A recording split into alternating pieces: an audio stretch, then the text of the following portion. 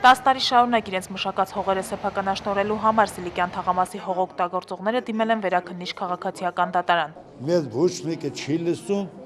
մենք 6 ամիս, 7 ամիս մեզ խաբում են։ Դատարանը իր վճիռը կկայացնի վաղը։ Վարձակալական հիմունքներով Աջափնյակի թաղապետարանը Սիլիկյան թաղամասի մոտ 90 բնակիչների հետ 2002 թվականին 10 տարի ժամկետով պայմանագիր է կնքել։ Ժամկետը լրանում է այս ամիս, սակայն արդեն սեպտեմբերին պահանջել են հանձնել իրենց մշակած տարածքները։ Եկել են մեր ձեռքից մեր հողերը վերցնում են։ Բնակիչները պահանջում են, որպեսզի աճուրդի հանված հողերը կադաստրային արժեքով վաճառեն իրենց, ինչը նաև օրենքի պահանջ է։ Մենք մուծենք 3 տարվա ընթացքում,